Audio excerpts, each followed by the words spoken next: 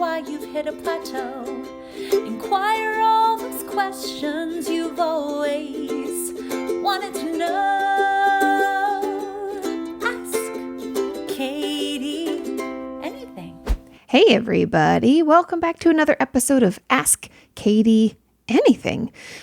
Today has been a day. I'm gonna just let you guys know. Today's just been a day. Not a bad day, just a busy day.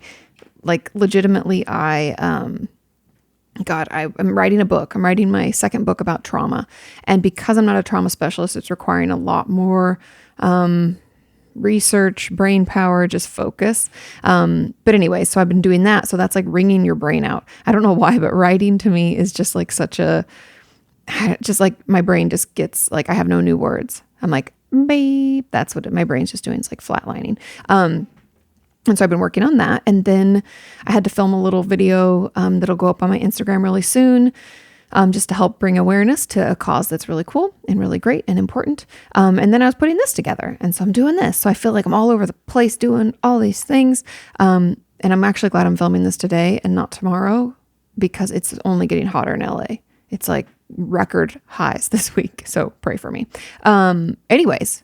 Without further ado, and if you're new here, my name is Kati Morton. I'm a licensed therapist, and this is my podcast called Ask Kati Anything, where I ask your questions on the community tab of the podcast channel. There's a YouTube channel called Opinions That Don't Matter, which is the podcast that I do with my husband, Sean, and all of our podcasts just live there. And so we, in the community tab, I will ask you to send in your questions, and then I pull from them for like a week or two, and then I'll do it again and I'll ask again. So if your question doesn't get answered, don't fret. You can always ask it again and again as I, keep posing that question, keep asking for your questions.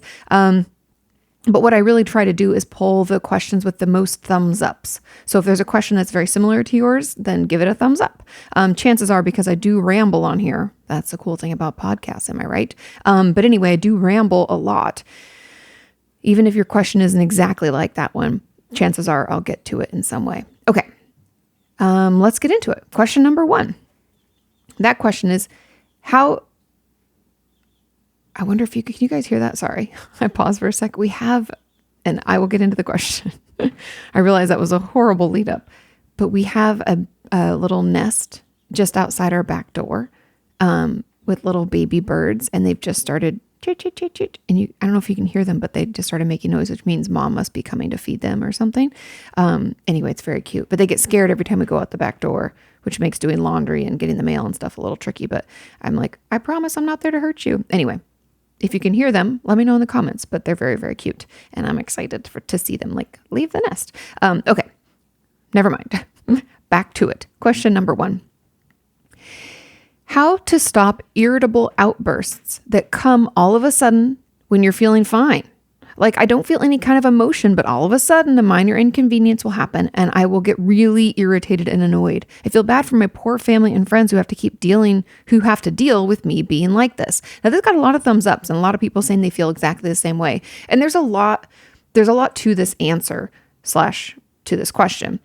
So when we are feeling fine, I like how she's like, I'm feeling fine. I don't know why I'm having these outbursts. It's because we're not tapping into what's really going on and how we're really feeling. I think too often I don't know, for lack of a better word, are just like numbing out. Like we're not paying attention. We are so stressed because, okay, first of all, we're in a global pandemic and we're like potentially constantly in a stress response just because shit's crazy and we don't know what to expect.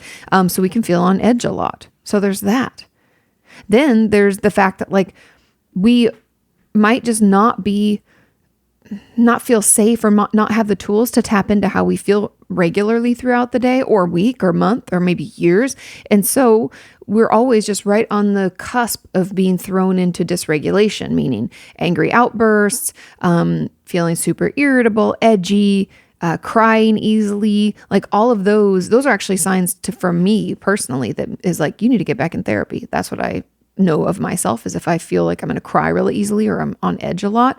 And so anyways, so I just want to address the fact that you're probably not feeling fine. You're just not aware of what's actually going on and tapping into that and recognizing / validating it. Cool.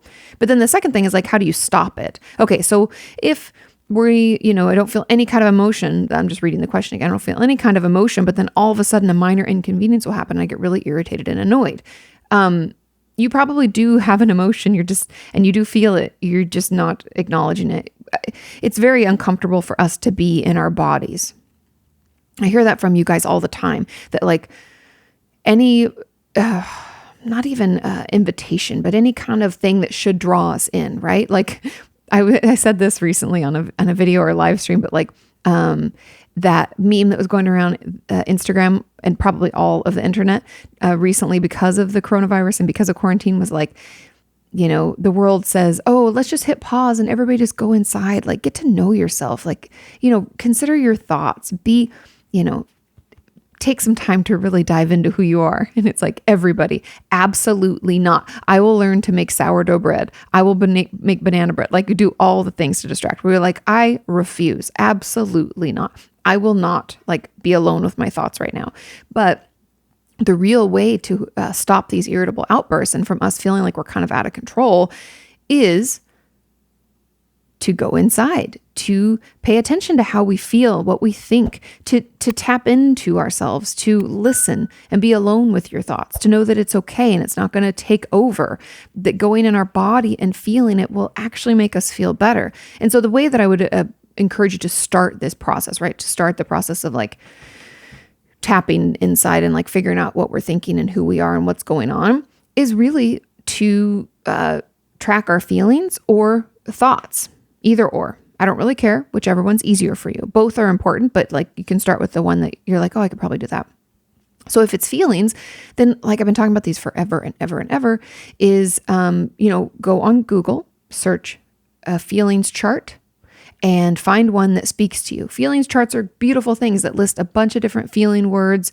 I think it helps us put language to things that maybe we aren't used to putting language to. Often I find my patients, when I ask them to start tracking feelings, the first ones I get are like happy, mad, sad, and maybe annoyed. There's certain feelings we're like more comfortable with. And so those words are the ones that they'll use first. But there are these little nuances to emotion language that can be so beautiful and so validating. And those can be words like, I feel, even like excited, trepidatious, concerned, that like we could say, oh, that's mad, sad, bad, good, happy, whatever. We could try to like make it a generic term. But when you get really into the nuance of the feeling, it can feel much more true, much more, like I said, validating. And so try to find a feelings chart that speaks to you, that the language of it feels very comfortable. And I would encourage you as you start tracking maybe 2 to 3 feelings a day, even if it's 1, 5 gold stars for you, that's amazing. It's better than none, right? It's better than it was yesterday. So when we start tracking those feelings, I'd encourage you the next day when you do it again, like just pick a time during your day when you're going to be like, what did I feel today? What did I go through today? Like right now I'm kind of feeling overwhelmed. That I'm just speaking personally. I'm feeling a little overwhelmed and I'm also feeling excited. But then I'm kind of worried just because of the stress in the world. Okay. So those are some emotions I'm feeling. But then tomorrow when I do it again, how have I been feeling today? I want you to find different words. I don't want you to keep using the same ones. Yes, we can circle back and use the same ones, but maybe just not the same ones as yesterday. I'd like you to try to like broaden your communication about how you feel. The vernacular should be much wider, larger. We should have different words to explain how we feel. And this will not only help us communicate ourselves more clearly and express what we're really going through, but it also helps us like validate and empower our own system to feel okay with how we feel, to know that it's completely appropriate and something that is totally fine. So that's the first, is just starting to track those feelings. But if it's not feelings, if you're like, ooh, that seems a little too much, don't like it, don't want to do it, thoughts. And thoughts can be, I don't know, in some ways easier, in some ways harder. I think coming up with, 2 thoughts, 3 thoughts is wonderful. 1 is fine, sufficient, good, 5 gold stars. Again, we just want to do more than we did the day before, or more than none, really. But thoughts, I'm not talking like complicated thoughts. I don't want you to take me on a road trip of this wandering thought that took you off into a story. I want you instead to focus on some of the thoughts that you have all the time. We have a lot of repeat offenders in our heads. These thoughts are things usually negative, but not always.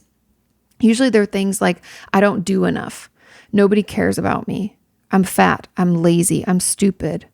Any of those. I mean, I'm giving you the negative ones, but those are the ones I hear the most from my patients. But there are these thoughts that we have repeatedly. Maybe yours are more positive or benign, where it's like, oh, I hate my job, or, oh, this traffic is so slow, or, I just don't have anything to wear. They could be generic things. That's totally fine. But we need to start somewhere. We need to start noticing the thoughts that we have before we just accept them as fact and take them in. Because that's what we often do, is we just accept things as fact without challenging them. And those thoughts become our beliefs, and then we act out of that. And so that's kind of like the whole thought process behind cognitive behavioral therapy, or CBT. Anyway, so tracking thoughts or feelings will help you stop these irritable outbursts, because it will make you more aware of what's actually going on inside you and what you're actually thinking and feeling. We numb out too easily, too quickly. It's uncomfortable, I know, to feel how you feel and to let yourself like sit in it. Like, oh, I just have to feel this feeling. Ugh, I don't like it. But I promise you, once we start giving ourselves permission to feel and think however we feel and think, and we notice those things and we try to move those in a more positive direction, our whole life will change. You will feel so much better. I can't even tell you. It's a very strange and difficult mental muscle, but it has such a great impact. I really can't tell you the return on investment for the time that you put into tracking your thoughts and feelings and trying to move them in a more positive place. Like, it'd be like putting $1 in to, I don't know, some account. And when you go to make a withdrawal, you have like $10 million. It's like that. Like, I know that $1 sometimes can feel like a lot, but fuck, man, the return is amazing and you will feel so much better. So just give that a go, try it out. Work that muscle. It will really, really help you feel better. And it will stop you from feeling so irritated and annoyed, because the reason that we're irritated and annoyed is because we're not tapping in. We're not even recognizing how we feel. And so anything that's like a little bit upsetting pushes us over the edge. And I also want to add, so that's like my first initial knee-jerk reaction, but I do want to dive in a little bit. You guys know I love to just talk and dive into these things. But I want to dive in for a little bit about the fact that we are in a global pandemic. And I just want to recognize that. And I want to talk about why I think that could be another factor that is causing this, that this is a new symptom. Okay, but I'm going to have a drink of water here. So I think the thing about this is that, like I've talked about in my videos on my main channel, this global pandemic is causing a stress response, fight, flight, freeze, right? We've heard about that forever. We know that that's something that happens when we're in something like a scary situation, traumatizing situation. We have the options to run away, fight them, or freeze, like play dead, like go play possum. And those are the only ways we know how to cope, right?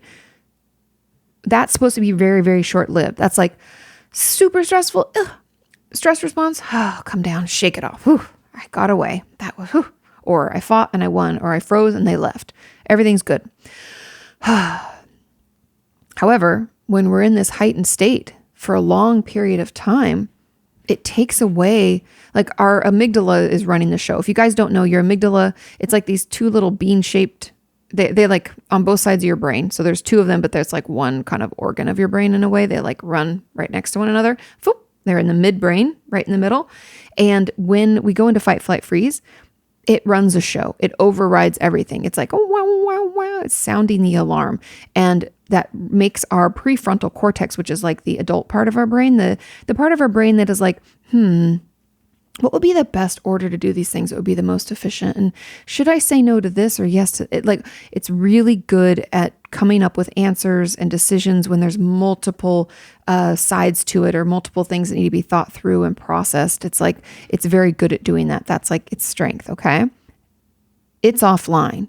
When the amygdala fires, the prefrontal cortex goes offline, and it's still humming along. It's not like half of our brain goes dead. Don't worry. That's not what I'm saying. What I'm saying is that the amygdala overrides it. So it's like, I don't even know. I feel like I watch a lot of movies where they're like, it's a manual override, and they get in a computer and they're like, click, click, click, click, click. And like all the doors shut, even though the machine wouldn't have told it to do that. Our brain is doing that. It's like, hey, I know you're still working and you're totally fine. And I appreciate you, wise mind, adult part of my brain. But you know what? Right now, we have to be impulsive. We have to act quickly. It's a matter of life and death. And our prefrontal cortex is like, you got it, dude. Shut it down. And then the amygdala just fires and runs wild and makes decisions. And those are usually pretty bad decisions. And those decisions aren't made with any thought or care. And so that could be leading to these irritable outbursts. We're very impulsive. We feel very maxed out. We're not in our wise mind. Wise mind is like what helps us take a beat, take a breath, and make a better decision, right?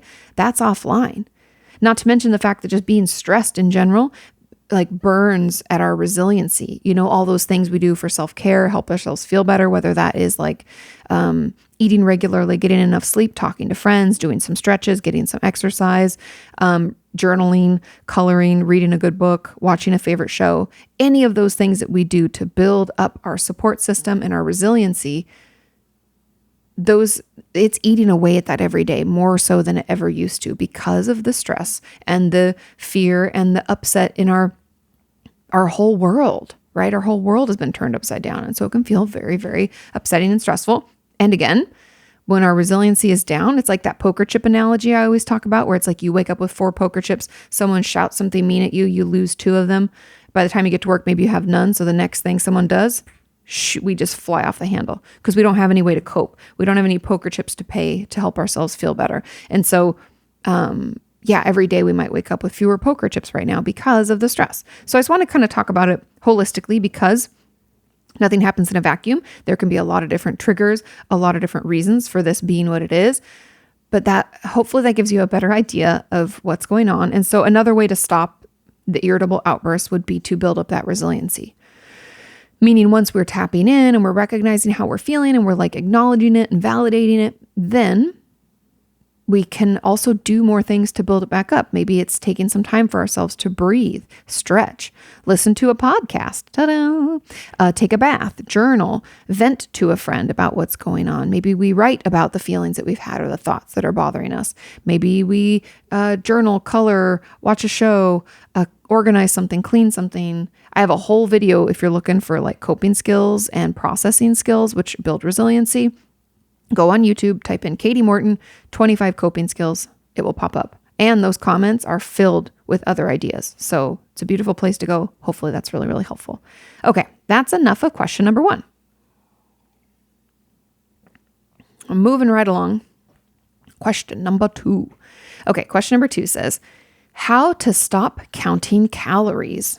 I won't let myself eat over a certain amount each day. Now I feel like I'm becoming a bit obsessed, and it's led me to binge eating every so often. How can I stop myself from counting calories when I'm worrying about putting on weight? Thanks, Kati. I hope you're feeling a bit better. Bless you. I am feeling a bit better. Thanks for asking and mentioning that. All of your wonderful support in that video, not this Monday, but last Monday, it was just so nice. And I think for many of us, like we have off weeks and on weeks, but I feel like I've turned a corner. I feel like I'm a little bit more used to the pandemic and just being in this kind of state, which I know sounds weird. And it's like, do you want to be used to that? And the answer is no, I don't really want to be used to it, but I already feel like I am kind of used to it. And so at least I'm settling in and not feeling so out of control and just bad, just bad. Okay. So first of all, this got a lot of thumbs ups, and I know a lot of people, I don't mean to laugh. I'm not laughing because this is funny. I'm laughing because I've been asked about this a lot lately, and it's definitely being in quarantine is causing a lot of our coping skills and stress responses and ways that we just deal to come out with a vengeance. People are seriously having a hard time because it's hard. It's hard. And I get it. Excuse me, I burped.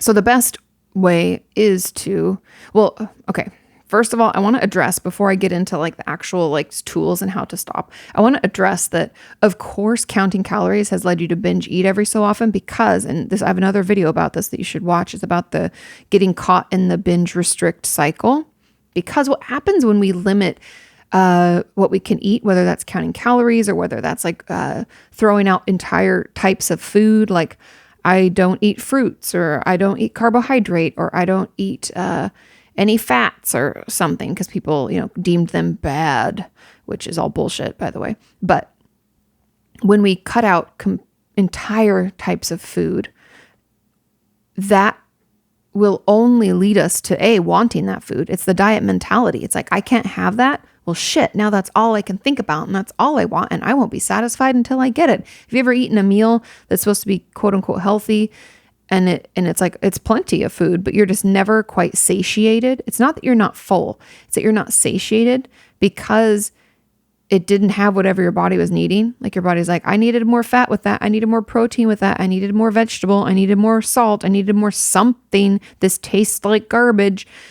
That part, like, that can happen. So even if we've eaten plenty, quote unquote plenty, our body still wants more and can cause us to overeat and binge because we're being so restrictive. So by taking out an entire type of food, all we're going to think about is that food. And then it's going to lead us into this cycle where we start to restrict a little bit and we get hungrier / crave it more and more and more and more, want it more and more and more and more, until we give in and we binge, then we overeat, usually on the items that we've told ourselves we can't eat. And so I just wanted to say that because you get caught in that cycle. And I have a video about that. You can look up on YouTube, Katie Morton binge restrict cycle. It should come up. But the best... This is hard. So there's a couple, because it's, first of all, if you can see a professional, I would encourage you to see a professional, because this is definitely eating disorder behavior. It's taking over. If you guys don't know how I discern like between what's eating disorder behavior and what is not, is do you spend most of your day thinking about food in some capacity, whether that's like making up for the food I ate or earning the food I'm going to eat by working out, whether that is, and that could be making up with it by purging or laxatives or anything like that. Are you thinking about how to, like when your next meal is going to be and what you're going to eat? Are you planning it? Are you like watching food porn, like people making food and different types of food that you won't eat? Like some of those foods you've deemed quote unquote bad. Are you watching that online all the time? Are you thinking about like how much food you ate yesterday? How much of your brain space is taken up with stupid fucking food thoughts? If it's more, then I don't know. I always say if it's just a majority, so if it's more than 50% of your time, it's definitely an eating disorder. But I don't even think about food. Maybe it's like 20% of my day. Maybe. Timing to cook and to plan it. Yeah. So anyways, just keep that in mind. But how do we stop counting calories? So see a professional for some eating disorder support. There are great apps that can help. Like I use Recovery Record with a lot of my eating disorder patients. That's really great. It also allows me like message back and forth with them or like heart, like comments so they know that I've seen things. It's a really great interactive app and I really like it, but there's other ones as well. But the way that we have to stop counting calories is actually first. And I know you're like, wait, Katie, I asked a simple question. Why am I getting this complicated answer? Because eating disorders are complicated. And this is coming out for a reason. So what I would encourage you to do first, kind of back to what I said in question number 1, is start tracking your feelings. I think you're counting calories so you don't think about something else, because we all know eating disorders have nothing to do with the food. It's all about coping / numbing out, ignoring something bigger that's going on. So I want to start thinking about like what that bigger thing is. Because we need to figure out then we know how to heal and what our next steps are, right? So start tracking. How are you feeling? Look up one of those feelings charts. Start circling those things. Start finding words that describe how you feel. And I would assume that it's gotten a little bit worse recently because of the global pandemic. That's like just crazy, you guys, crazy. I know that everybody says that and it's annoying, but that's just how it is. Sometimes I still can't even believe that this is like a reality and what's happening right now.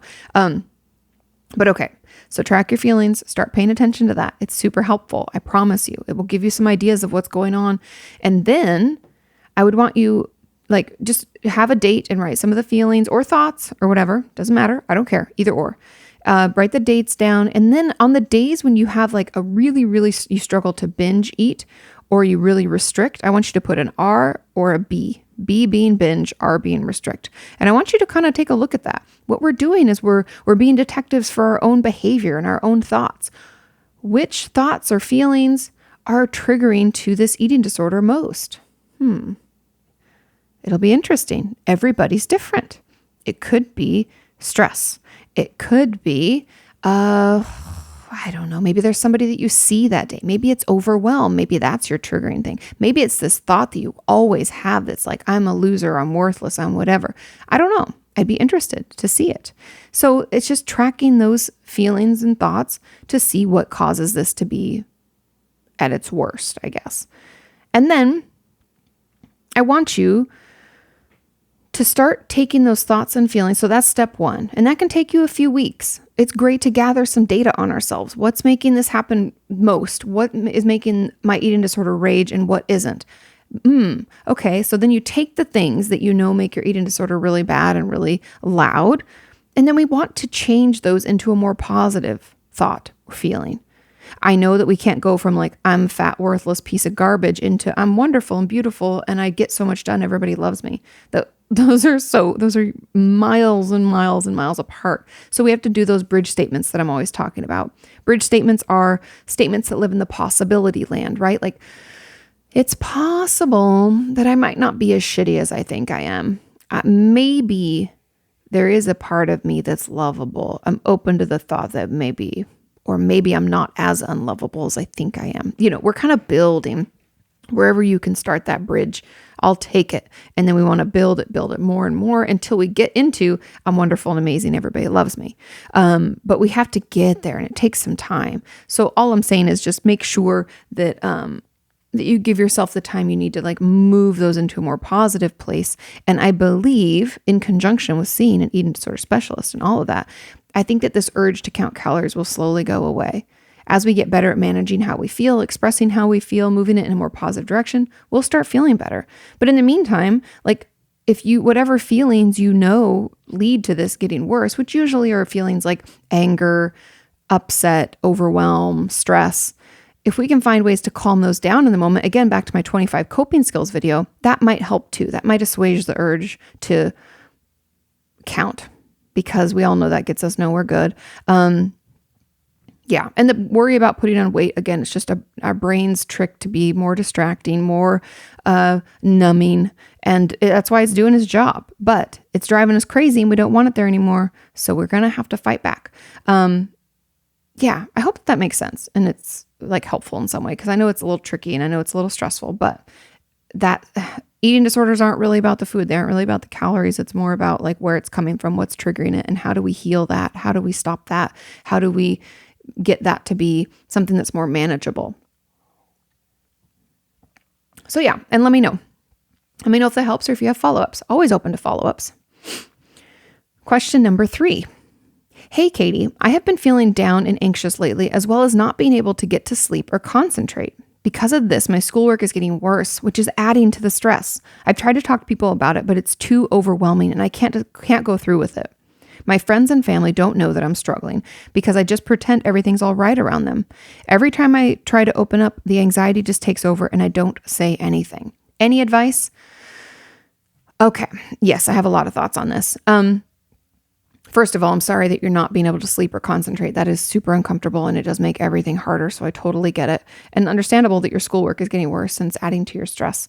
The best thing that we can do is push through when it comes to talking to people. And instead of trying to talk to like family and friends and like everybody, like, oh, I just need to, let everybody know about this. Pick one person that you're already pretty comfortable talking to. Who's the person that you go to when you're having a rough day? It's usually one or two people. Like mine will be Sean and my mom. Those are my people. I'm going to go to them. I have friends too that I'm comfortable talking, but those are the people like, knee-jerk reaction. Someone asked me quickly, who do you talk to about tough things? My mom and Sean. So find somebody in your life that when I say, hey, who do you talk to when you're having a shitty day? And you're like, oh, this person. Go to that person first and just start talking. We don't have to tell them everything. I personally am a verbal diarrhea type person where like once I start talking, then I'm like, here's everything that I've ever worried about in my entire life. Which, can be helpful in therapy to some extent, but I'm sure my therapist is also like, wow, that was a lot. But for many of us, we can't say anything. We find ourselves being really quiet, not having the words, feeling maxed out and shutting down. And so starting off with one person, someone who is supportive, loving, helpful, can get us going. It doesn't mean we have to tell them everything. We can start by telling them something simple like, yeah, I was just having a tough day today. I felt kind of anxious, period. That's it. That's all we have to start with. And then we have to say, yeah, I didn't sleep very well because of my anxiety. Okay, period. Maybe that's the only thing we share that next time we talk to them. We have to slowly get more and more used to opening up, more and more used to saying those words. If you can't even imagine saying it out loud to someone else, practice saying it out loud to yourself. Write it down first, then read it out loud to yourself. There's something about hearing the words come out of our mouth that if we struggle with anxiety or any kind of like issues communicating, hearing those words for the first time can like be enough to just shut it down. We're like, oh my God, I can't believe I just said anxiety out of my own mouth. We just want to, zip it up, never say it again. So say it out loud to yourself a few times. Say what you want to say out and see how it feels, how it sounds, and how you do. And as we do that more and more and we practice, we get so comfortable that by the time we say it to someone else, it's not as scary. Yes, things can still be scary, but we will be able to push through, right? For a little bit longer. Maybe we get 2 sentences out, or maybe we talk for 2 minutes, whatever. So yeah, because talking is really what will help. Venting it, getting it off of our chest is really what will help us feel the best. Another way I just want to mention, because there's the crisis text line, 741-741. You can text to a crisis counselor. Sometimes texting is less intrusive and a little bit easier than saying something out loud in person. Try that. If your parents are supportive, if you're able to get out to them that like, hey, I've been having a tough time and I could use some support. There's Talkspace, BetterHelp. There's all those great resources.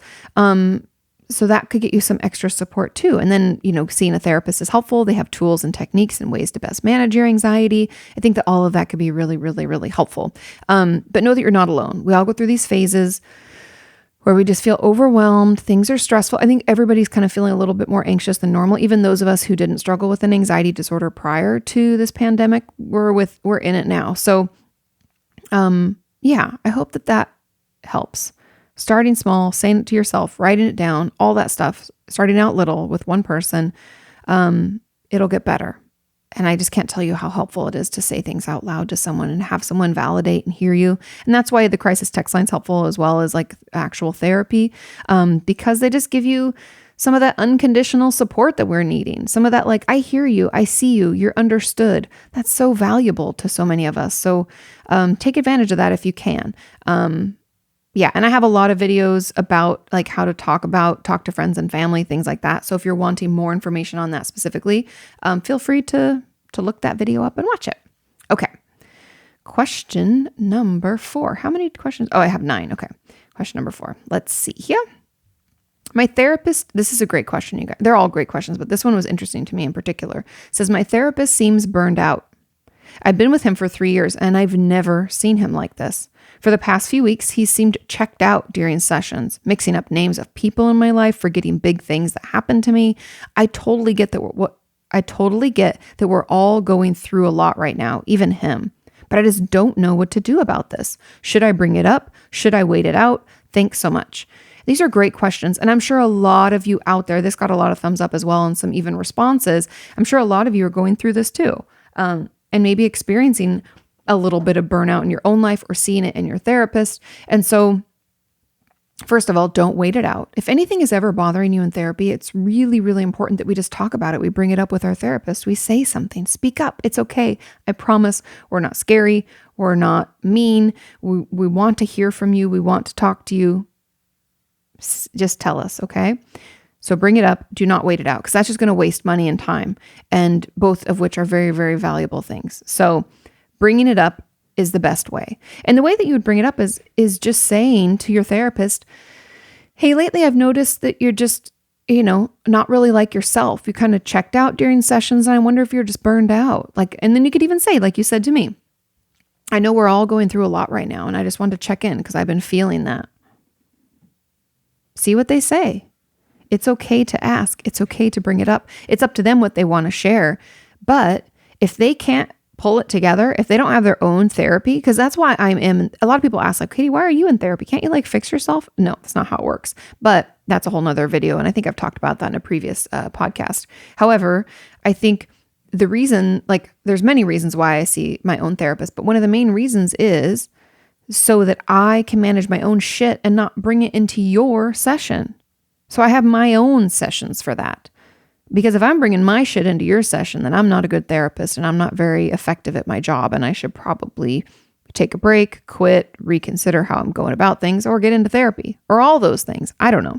And so your therapist is probably just feeling overwhelmed. Maybe they don't have their own therapist. Again, that's not necessarily any of your business, but it is your business what happens in your session. And what's happening in your session is shit that never happens. Like, you shouldn't forget, like, the names of important people in your life. I mean, also we like write shit down. So like write some names down. That's like at the top of my page is like brothers, sisters, mother, father, whoever's important, best friend, spouse, all those names and ages if I've gathered that. So I kind of get an idea. Hello, it's part of my job. So mention it just like you kind of did to me. It was very compassionate. I don't think this is judgmental. You're just saying that they seem burned out. You've been with them for 3 years. You've never seen them like this.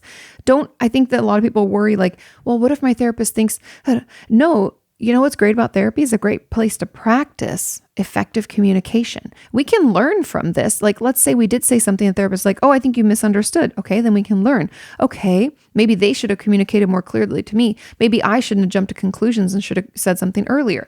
I don't know, but we get to learn it in a safe environment without fighting and arguing. That's not how therapy works, right? Therapy is a place to communicate, to understand, to get healing, to gain some insight and get support. So yeah, it's a long-winded answer to say, yeah, bring it up. And again, kind of like what I said with the previous question, like if you want to practice saying it out loud, practice saying it out loud. If you want to write it down and bring it in and just read directly from your notes, do that. However you can get this out in a way that you feel safe and can thoughtfully communicate your concerns, do that. And then I know this goes without saying, but if your therapist is like rude in any way, I mean, you've been with them for 3 years, so I would assume that's not the case, but let's say they were really rude or they're like, how dare you? That's not any of your business. Or worst case, they act like they're listening and they do nothing to change it. If any of those things happen, I think it is completely reasonable to find another therapist. And yes, you should probably communicate that to them as well. Like, hey, I brought this up and you didn't do anything. But once we've done that, find somebody new. Life's too short. Therapy's too expensive and takes too much work to not be with someone who's effective at their job and actually paying attention and doing what a therapist is supposed to do. Life's too short for that. And we're finally reaching out for help and we should be getting real help. So yeah. And yes, we're all going through it, but that's no excuse for shitty therapy, right? Like I still have to do a job, and sure, what days when I'm feeling maxed out, like I've moved patients around, I've seen fewer patients, I've taken breaks, if I can. I take the weekends completely off. Like there are ways for us to recharge. I see my own therapist, like all the things that therapists, there's lots of resources. So it's really no excuse. But yeah, bring it up. And I hope that helps. Okie dokie. Question number 5. Hi, Kati. I'm 30 and not adulting very well. Are any of us? Let's be honest. It's too late for me to start down the path of is it too late for me to start down the path of becoming a therapist? Nope, not at all. I know it's a decade-long process, but is it ever too late to start? Also, should I be embarrassed to tell my current therapist that I'd like to pursue becoming a therapist? I love this question. It's never too late to start down the path of anything. I think the biggest farce, is that the correct word? It's like the biggest hunk of junk we're sold in our life is the belief. And we agree on this belief, by the way. Like I agreed on this, other people agreed on it, like our society agrees on it. Is that in some wild stretch of the imagination or some stupid person just decided that between the ages, get this, between the ages of like 16 and 20, we're supposed to figure out what the fuck we want to do with our lives. I don't know about you, but that's a shitty time to try to decide what you want to do because we don't even know who you are. We don't even know who we are. We don't know anything about ourselves. We're barely learning. The person I was back then doesn't even exist anymore. I've shed so many past skins of myself, I don't even know. Who is that? Nobody knows. So it's never too late to start down the path of becoming something, doing something, start a new career. I don't care if you've been a lawyer for 20 years and you're like, you know what? I actually kind of hate my job. I think I want to become a pastry chef. I want to become a YouTuber. I want to write a book. Whatever you want to do, you go do it. There's no age limit on when to start things and when it's too late. And yes, it can take a decade to become an actual licensed therapist, but you get to start practicing like a year and a half or a year into your schooling for your master's. That's pretty fucking awesome. I think that's really cool. And that's a way for you to see right away if you enjoy the clinical experience, if you like being in session with other people and the work that goes into being a therapist. And yes, you'll be scared at your first session, but you'll be just fine. And should you be embarrassed to tell your current therapist? Not at all. I think that they'll have some interesting insights. And if you connect with your therapist and like them, start paying attention to the reasons that you like them. Write that stuff down. Notice what is important to you and what kind of therapist you want to be. Maybe there's things that they do that you're like, you know what, I don't really like that. But then there's other things that you love. Why is that? Be a little curious about your therapeutic experience, because being in therapy yourself, I believe, makes you 10 times a better therapist. If you haven't been on the other side of the situation, you legitimately have no idea what that's like for them. I think it's a very egotistical approach to be like, well, I just know better. I'm a therapist. I don't need therapy. How dare you? Like as if going to school and majoring in psychology, learning about therapeutic techniques makes us immune to being human. That's a bunch of bullshit. And I do not subscribe to that. And I personally would be scared to see a therapist who hasn't been in their own therapy. And trust me, I went to school with plenty of those people who are like, oh, I would never. Yet you want to do it for, I really don't understand. So I think your therapist will be stoked. I think he or she will be interested to talk to you about it and figure out, like, you know, even if they can answer some questions, right? Like it can be really helpful to hear what it's like to be a therapist, like really, because it's such like a behind the curtain kind of job. Like nobody really knows what it's like. Like if you guys could follow me a day in the life in my practice, you'd be like, well, I mean, it's kind of boring in some ways because I'm not moving. Like I'm just sitting in my chair, then I go pee and I get into the kitchen, get my lunch. Like it's a very boring day when it comes to like movement, but the people are fascinating and the job itself is super rewarding. But until you kind of understand like what that looks like, you won't know if it's something that you want to do. And so bring it up, talk to your therapist, ask any questions you want about being a therapist and what that's like. But it's definitely not too late. Being 30, man, it's funny. I think everything's like in perspective about ages and everything. Like when I was a teenager, I thought 30 was so old. And now that I'm 36, I still feel like I'm like 22, by the way. Like I'm still the same, but I'm definitely not in many ways. You know, it's funny. Like if I look back at 22-year-old me, I'm like, oh my God, what a disaster. But now, like at 36, I'm like, I still don't feel old. And even my grandma, who's 84, just the other day, I was on the phone with my grandma and she was saying how she still can't believe she's 84. She's like, I still think I'm like 40. I just haven't even changed. And it's kind of like that. So don't ever think you're too old to start a new thing or that it, you know, is too late, because already life is too short. But life is way too short to be in a job or a situation that doesn't make us happy and doesn't help us in any way. We should be doing things that are fulfilling. We should be spending time with people who are loving and supportive. And I just don't have any time for any other bullshit, right? So as soon as you can do it, do it. And now is the time, so go right ahead. And the fact that you're in therapy is going to make you an even better therapist. I'm excited for you. Okay, question number 6. Is it normal to feel guilty about not recovering fast enough? I know everyone's journey is different, but sometimes I feel like I shouldn't still be burdening people with my mental illness, given all the help I've received, therapy, medication, support system, etc. It's very normal.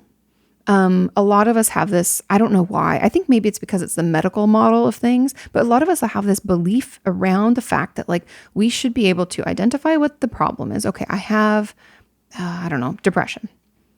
And so just like I'd have a broken leg, I go to the doctor for my depression and they set it and they give me medicine to deal with the infection and then I'm fine. Boom, boom, boom, boom. It's this linear model, but that's not how our brain works and that's not how therapy works. And there's so much yet to understand about an active working human brain because it's really difficult to get to see it and study it in real time. We do have more and more techniques and tools now.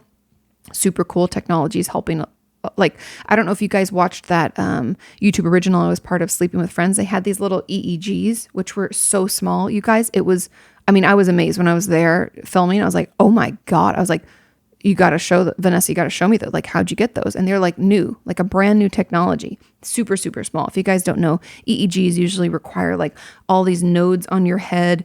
And I'd take my patients to go get them done, and they would just be so uncomfortable, and they have to wear this cap forever. And it's just, I can't imagine trying to sleep with all those cords and stuff. It's just a disaster. But that, holy moly, what a game changer. So anyways, what I'm saying is, I got off on a tangent. I'm sorry, but it's very normal to think in that medical model way when that's really not how our brains work. And I think part of the healing with this, and I think this is even its own step in recovery, is letting go of the guilt of like the expectation. Because just like we catch a cold, we can catch a cold again, right? If we struggle with depression, anxiety, even an eating disorder, self-injury urges, we can heal that, but that doesn't mean that those thoughts won't come back potentially. Doesn't mean we have to engage with them. They're kind of like floating thoughts. They're like, oh, I remember you piece of shit. And we just kind of like let it go. We'll have that. But the thought that like we can just heal it, boom, I should be better. Boom, this should all be happening. Boom, all in this timeline. We have to let go of that expectation for ourselves. We have to embrace our process. And I know that that's hard, but a lot of that just comes out of like self-compassion, love, understanding, being okay sitting with those thoughts and feelings that I was talking about earlier. But it's very normal. I want to say that again, because it is very normal to feel guilty about not recovering fast enough. But we're just working with what we've got. We can't compare, like, let's say I caught the coronavirus and so did Sean. Would I feel guilty because I was sick a week longer than him? Think about it. I'm trying to not react in my face so that you can have whatever feelings and thoughts that you have if you're watching this on YouTube. But the answer is no, I wouldn't feel guilty. How am I supposed to help it? I'm just sick. And I don't think about mental illness or mental health issues any differently. If it takes me 2 years and it takes somebody else 2 months, who cares? What does that mean? It means that they're different than me. Tell me something I didn't already know. And I know that can be really hard, but sometimes we have to talk ourselves out of it. We have to like be a little boundaried around where we'll let our brain go. And I would encourage you to notice when you're letting your brain go into this like guilty, I should be all better. Should, when you're shitting all over yourself, I always call it like, I should be here. I should be better. I should have recovered already. I should feel great. I shouldn't need all this support anymore. I should have had enough treatment. All the shoulds. I want you to pay attention to when you're letting your brain go there, and don't let it go there. Do the thought stopping techniques. Stop. No.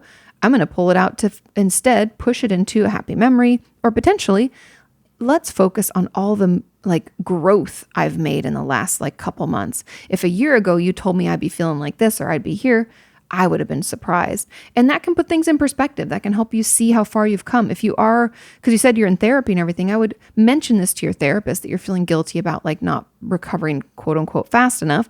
And ask to go over all of the things you've accomplished together. I do that with patients probably every 6 or 8 months or whenever they need it, but bring it up. And I think that could really help for you to talk it out and to gain some perspective on how far you've really come. Because we just often forget, we lose sight of where we used to be. We forget what that felt like. And we just want to focus on not being all the way done or perfect or finished when we know that it's a process, not perfection. So we just have to keep one step at a time moving forward. And I know easier said than done, but I'm just saying that like, it's okay to still need support, because in here says, I felt like I shouldn't still be burdening people with my mental illness, given all the help I've received. Just getting help and getting support doesn't mean we don't still need social support. In my book, my first book, Are You Okay? I talk about why friends and family aren't enough. It's kind of I think it's in the chapter about like, what type of help do I need or something? I forget. I think it's in that chapter about different levels of care. But I talk about why friends and family aren't enough. And they're adjunct to your therapy, right? You have therapy, medication, support system. So we need that as part of this puzzle. And you're making a lot of assumptions. Like I'm even just reading this, I'm like, still burdening people. Why do you think you're a burden? Is that some negative self-talk? I think so. Has someone told you that you're burdening them? If they have, then we should probably have a conversation about that with them and maybe decide they're not part of that support system because we can't share that with them. But when people love us and people want to support us, doing so is not a burden. It's done with joy. It's because I'm grateful that I can be there for you because I love you and I want to support you. So again, I check that thought, putting that thought in check because I don't think that you're burdening anyone. But it's back to that guilt. So yeah, changing the conversation that you're having with yourself about your recovery and about your process. If it helps, relating it to like catching a cold or the medical model, like, how if we broke our leg and had it set in a cast and then we tripped and hurt ourselves and broke the other leg, would we be like, wow, why am I not better already? It just doesn't make sense. Like any way you slice it, it's not going to work out and doesn't make sense this way. So pay attention to how you're talking to yourself about your recovery. Try to turn it into a more positive place or more positive conversation. You can use bridge statements if you need to, thought stop when you need to. But let's get it out of this. Like, I'm a burden. I should be better. Should. I shouldn't need this. I should have, stop shoulding on it. Stop paying, pay attention to what you're saying and start making that conversation more positive. And I'm rambling again and I apologize. Okay. Moving right along. Question number 7. How do you break unhealthy attachment style patterns? I recognize them, but when I opened up to the person in particular and expected a certain reaction and that wasn't met, I had the urge to run so far away from that person. But I still fight against my urge because that person doesn't deserve that kind of behavior. Disorganized attachment is so exhausting. And it says, thanks for listening and reading. I hope my English isn't too bad. It's not my mother tongue. People always say that. Sean and I've talked about this in our podcast, but man, you guys have amazing English. Your English is better than my whatever language you speak natively. I can be like 100% sure that is true. But I really like this question because attachment is difficult and we will have those urges. Like all of us have patterns, whether it's attachments or not, we all have patterns. And in my book, my first book, Are You Okay? I talk about puffer fishing, how I'd been hurt. I'd been like really wounded in a relationship that I had, a romantic relationship I had when I was in high school. High school love, you're like, we're going to be together forever. Thank God we were not because this guy's horrible. Wish him well. Hopefully he's like different now. I'm 36. We were like, I don't know, 16 when we started dating, 15. I don't know. Lord only knows. We were children. But I thought we'd be together forever and we're in love. And then he's like, was lying, doing drugs, cheated on me. It was like a whole slew of garbage. And it's just like the garbage just kept coming. And I would like tolerated it for a while until we like broke up like 17,000 times. It was horrible, you guys. So I'm sharing this story because in the book I talk about this and how because that had happened to me, I felt too soft and squishy. Like I didn't think I could survive another breakup like that or another scenario where I was treated like that. And I allowed it to happen too. Like I take some responsibility, right? I kept going back for more, Lord knows. And so I thought that I was too fragile to have that happen again. And so instead of letting anybody else romantically, like my friends knew me well, like I had close friends, but guys, men in my life, I would puffer fish them. If they got too close, I'd stick my spines out. Yeah.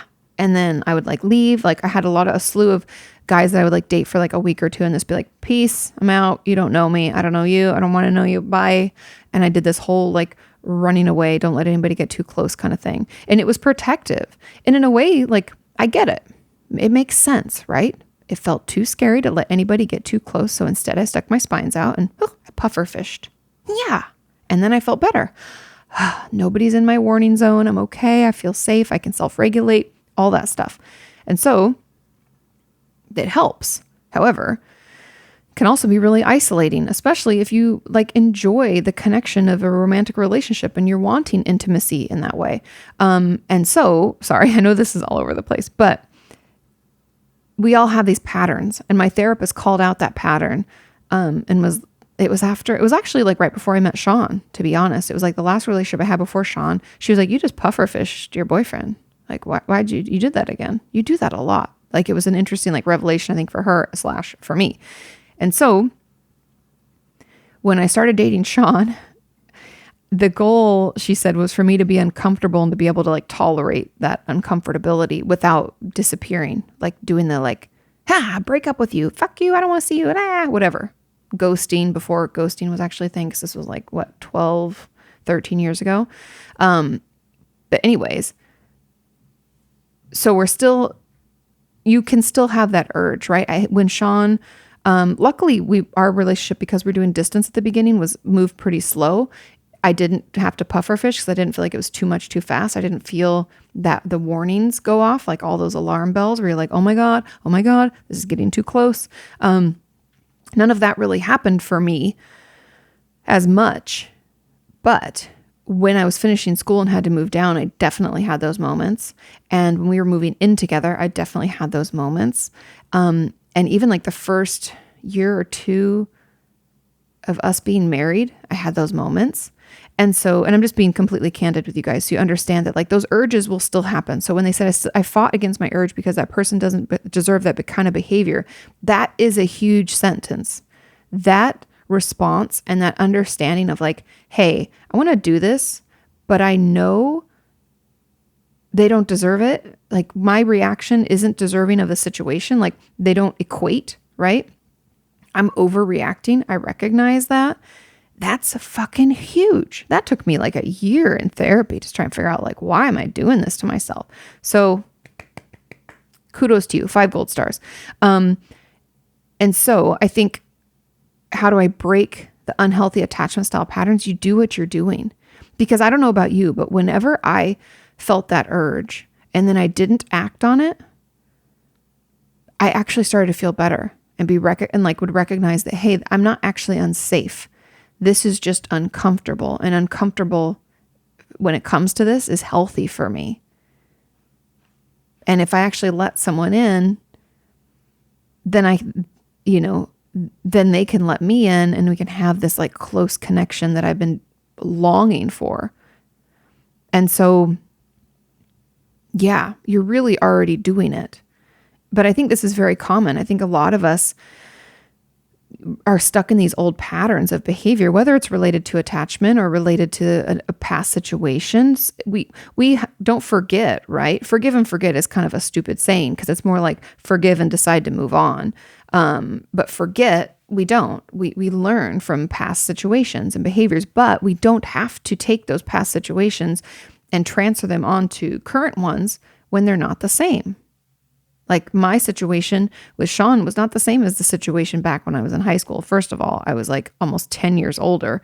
Second of all, it was a totally different person. Third of all, none of the situations were the same. Like, and so sometimes another tip I have for this is obviously keep doing what you're doing. But the second tip is to look for things that are different, things that, like, be a detective for things that do not line up with that situation and that attachment, the harm that you had as a child. Like, look for evidence that doesn't support that. Like, hey, I guess they have shown up for me. They have been pretty consistent. I guess, even though I wanted them to respond a certain way, I didn't tell them I expected that. So how are they supposed to do that? And the way they responded in and of itself actually wasn't hurtful. Like, look for some of that evidence. Like, because in my situation, it was like, hey, it's not the same dude. So yours is not the same person. It's not your mom or dad. It's not the same person, not the same situation. You're not the same person as you were when you were a kid. I know a lot of times we think I am that person. We don't have to be. We can shed past skins of ourselves so that we are a totally different person. Yes, the wounds can still be there, but once we heal them, they don't serve a purpose anymore. We don't have to keep living in that old story, in that old, I don't know, I guess story is the best way, but like, you don't have to keep feeling that and being hurt by that. So those are my 2 tips. Keep doing what you're doing, fight against the urge. And then after you fought against the urge, I would encourage you to be like, hey, that didn't hurt me. I guess I'm okay. Like, do some reflection, some assessment. I guess this was okay. I survived, right? Because we need to like give ourselves experiences of things not quite going our way or things feeling uncomfortable and us coming out on top and being okay with that and like managing. So anyway, yeah, keep doing what you're doing. And then it'll get better. I promise you. And then be a detective. Sorry, that was the second thing, is be a detective for things that like are different, looking for the differences, because it is very different. Okay, question number 8. We have 2 more questions. Hey, Kati, I really don't think I have the ability to feel angry. I just get tearful and then feel really overwhelmed and feel like I can't communicate at all. Why is this happening? Oh my God, this is so common. I loved this question. And the reason is that anger is a secondary emotion. Ta-da! Meaning, anger is protective. Because I get tearful when I get angry. I almost always cry. Even if Sean and I, we don't even fight that often. I'm going to be completely honest, you guys. Sean and I maybe fight, I don't know, maybe like 4 times our entire relationship, like actual fight. Like we can bicker and be like, I didn't like that. Please stop doing that. Or please communicate more. But we've gotten pretty good at like managing it and talking to one another. However, when I do get angry, because I do get angry, I cry almost always. And you know why? Because anger is just covering up the fact that my feelings were hurt. I was upset.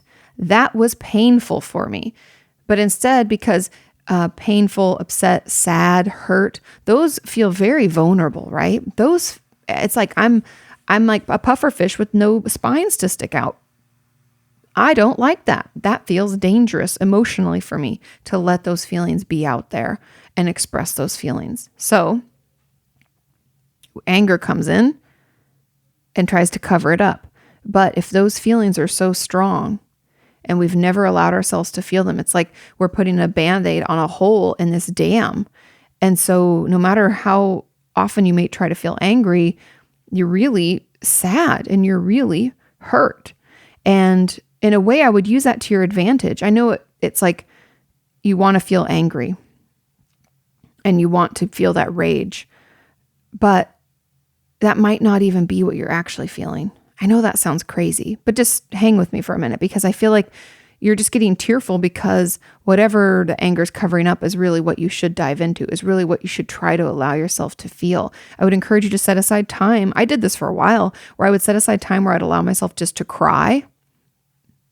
Just cry. Usually the shower is like a safe place, or in your car on your way home from work, or anything where you just have like, I know that's not the same now because quarantine, but maybe you go sit in your car for a bit, in privacy, maybe in the back seat where it's dark so no one can see in the windows or whatever, but find a safe place to cry. And then the thing that was weird for me, and I don't know if you'll experience this as well, is once I allowed myself to like cry and feel it and be sad, not only did the anger go down, but then I could experience the anger on its own. I could scream in my car. I could kick things. I could, scream into a pillow. I could write angry letters and tear them up.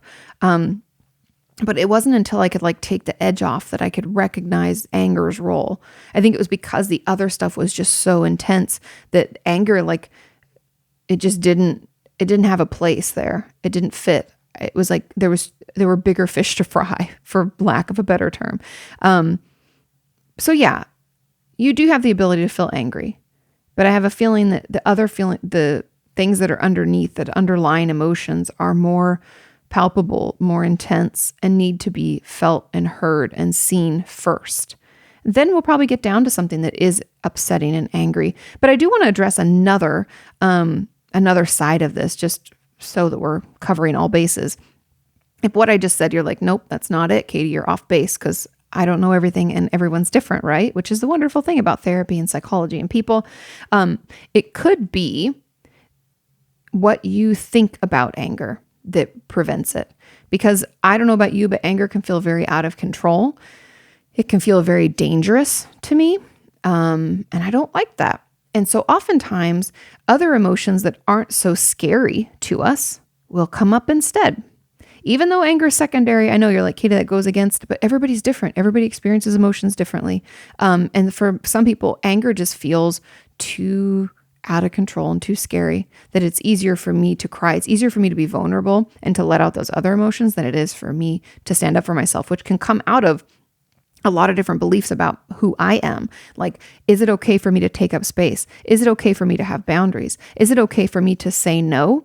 Is it okay if I don't want to do something and I remove myself? are any of those things okay or not? Because sometimes when we don't feel like we have a right to take up space, we have a right to say no to things, we have a right to have boundaries, we have a right to leave relationships. If we don't think those things are true for us, then anger goes right out the window with it. Then why would I have the right to be angry? Maybe I don't have the right to be angry. And if that's the case, then I think that what could help you is, again, those feelings charts, those feelings words, write down how you're feeling in other words other than anger and angry. And maybe use them in a sentence. I felt frustrated when this happened. I felt irritated. I felt really short-tempered. I wanted to scream, whatever you can say. And then something that helped me when I was trying to like figure out anger and like get to know it is I did a lot of collages in therapy. I journal a lot about it. And I even drew some pictures about like what anger would look like. If you can use your creativity that way and that's helpful for you, that was helpful for me. And then you got to find ways to express it, but one thing at a time. So hopefully that covers both potentials for that question. But if, in the comments, you can let me know if I missed something or if you think another way. That's awesome. Please share. Okay, final question. Are you ready? Question number 9. Hi, Kati. How do you maintain concentration during work during this pandemic? I'm really struggling. I've also been struggling to sleep at night. Do you have any tips that would help with that? I love your channel and podcast. They're so helpful. I'm really glad. Yay. Oh my God, I feel you on this one. And I go through periods of being able to do it and not to do it. And I think some of it, so there's 2 things. First of all, taking care of our basic needs has never been more important. Make sure you're taking your medication, your vitamins, make sure you're sleeping well, eating well, all of that stuff, drinking enough water. Make sure that you're just taking care of yourself. But the one thing that has legitimately saved my bacon, helped me concentrate, because I got to write like a fucking book right now and it's super overwhelming. And if I can't concentrate, then I'm like, I can't do this, right? There's been whole days where I'm supposed to do that. And I was like, I can't do that. Or like filming. I'm like, my brain, it won't work. So know that you're not alone. And if you've noticed me like struggling to come up with words and stuff, that's what it is. Hey. But what's helped me the most is regular FaceTimes and Zooms. I know we're kind of sick of those. I know people are like, fuck that, I don't want to do that anymore. It's really been helpful for me. I don't do it with a lot of people. I only connect with people that are really close friends with me in real life. Like I talk to, hang out with, usually see regularly. Doing that is great. Talking to my mom every day, wonderful. Talking to my grandma, talking to people. Connection really, really helps me. And I'm more on the introvert side. So if you aren't on the more introverted side, even more reason. That's helping. And then getting out of the house. And I know because Sean and I are sheltering in place as much as possible because I think, first of all, it's responsible. Cases in California keep going up and people are fucking idiots sitting in groups without masks on everywhere we look. So I'm like, holy moly, here we go. So we go for these long walks and we just get to talk about random things and I get to move my body. I get home and I stretch. I do some breathing. All those have been like, it's been really, really helpful. And I see that now as part of my like basic needs. Like I have to do that or I can't do anything else. And I don't mean that like I have to spend hours and hours doing all these crazy things, but that's what helps me with my concentration, helps me feel my best, helps me like rejuvenate, recharge so that I can get up tomorrow and do it all over again. I've needed more sleep. And so I've made time for that. And also I take more breaks. When I start to feel crapped out, like right before I started this podcast, I was writing and I was doing this. I was like, spacing. I was just totally spacing out. It was like hard for me to focus. I was like, no, finish that sentence. It's good. I like that train of thought. And then I was like, you have to stop. Like my internal voice, like, Kati, you can't fucking focus. You got to stop. So noticing when you're feeling like you need a break and take a break. I watch some TV, talk to my mom or whatever, like do something that feels recharging and is a distraction. Go for that walk. It's easy to kind of weave those things in. And overall, I think what I'll kind of end on is recognizing that things are not normal. And so there's no expectation to feel normal. I give you full permission to be like, this is weird. I feel weird. Things are crazy, but I'm going to get through it and we're going to get through it. Just the other day, I was doing one of those Ryan, I think his last name is like Heffington. I'm probably messing it up, but I do his like dance workouts. They're really fun on Instagram, sweat sessions. And at the end, he does like this kind of meditation. You breathe, you close your eyes. And he just kept saying, he's like, we'll get through this. We'll get through this. We're going to get through this. We're going to get through this. And I don't think I realized how much I just needed to hear that. I was like, yeah, it'll be okay. It'll be okay. We're going to get through this. And so take some time to tell yourself that, to hear that. It's, we will get through this. Things will get better. It's also okay to just not be as productive as normal, because this isn't normal. And I don't want to hear one more person say, got to get used to the new normal. Shut the fuck up. I'm not used to anything yet. I'm going through an adjustment. Technically, I have adjustment disorder right now. We all do. It's really stressful. It's overwhelming. And we can take our sweet time as we try to adjust and get used to it. So yeah, hopefully that helps. And then the sleep thing also, I know I've talked about this a lot, but like thought stopping has helped me. L-theanine is something that I take. It's like a vitamin. I'm not a doctor, so don't take that as like any doctor recommended. But talk to your physician or whoever you see and ask about that, because I take that. It helps me calm down, like go to sleep, so my anxious thoughts don't run wild. Also getting off my phone, not watching any media 30 minutes before bed. That all helps. I keep a notepad by my bed where I write any worry thoughts down. It's kind of like a little distraction journal or something, just to get it out of my head. It will get better. We will get through this, you guys. We will get through this. And that's it. Thank you so much for listening. I hope this was helpful. It's so funny doing podcasts like this by myself is just so different than doing it with Sean, because it's like, it's just me by myself, like having a conversation with myself, giggling at myself. It's a very strange thing. It's kind of fun to do both and get to see both sides. Anyways, thank you for watching. Thank you for sending your questions. Thank you for being part of the community. I love you all. Have a wonderful week, and I will see you next time. Bye. You can ask her about your therapist or vent about your work. You can ask her about your self-esteem or why your feelings hurt. You can ask her why breakups suck or why you've hit a plateau. Inquire all those questions you've always